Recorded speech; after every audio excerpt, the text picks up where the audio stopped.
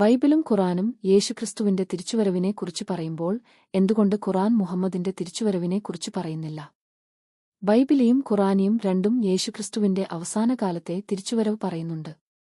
എന്നാൽ അതിന്റെ അർത്ഥം ക്രിസ്ത്യാനികളും മുസ്ലിങ്ങളും വ്യത്യസ്തമായി മനസ്സിലാക്കുന്നു. ക്രിസ്ത്യൻ വിശ്വാസപ്രകാരം യേശു ഒരു പ്രവാചകൻ മാത്രമല്ല, ദൈവപുത്രനും ജീവിക്കുന്ന കർത്താവുമാണ്. യോഹന്നാൻ സുവിശേഷം അധ്യായം 1 വാക്യം 1.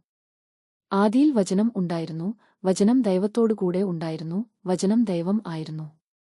യോഹന്നാൻ സുവിശേഷം അധ്യായം 1 വാക്യം 14. വചനം മനുഷ്യരായി നമ്മുടെ ഇടയിൽ പാർത്തി. മത്തായി സുവിശേഷം അധ്യായം 24 വാക്യം 30. മനുഷ്യപുത്രൻ ശക്തിയോടും മഹത്വത്തോടും കൂടി ആകാശമേഘങ്ങളിൽ വരുന്നതു അവർ കാണും. അപ്പൊസ്തലന്മാരുടെ പ്രവൃത്തികൾ അധ്യായം 1 വാക്യം 11.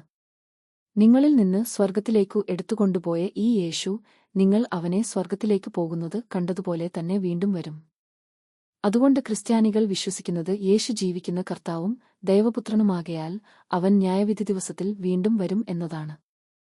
ഇസ്ലാമിക വിശ്വാസപ്രകാരം ഈസായെ അവർ കൊന്നില്ല, അല്ലാഹു അവനെ തന്റെ അടുക്കലേക്ക് ഉയർത്തി എന്നാണ് ഖുറാൻ പഠിപ്പിക്കുന്നത്. ഖുറാൻ സൂറത്ത് നിസാ അധ്യായം 4 വാക്യം 157, 158. അവർ അവനെ കൊന്നില്ല, ക്രൂശിച്ചുമില്ലാത്ത അല്ലാഹു അവനെ തന്റെ അടുക്കലേക്ക് ഉയർത്തി. അതുകൊണ്ട് അന്ത്യകാലത്തിന് മുമ്പ് യേശു വീണ്ടും വരും എന്ന് മുസ്ലിങ്ങൾ വിശ്വസിക്കുന്നു.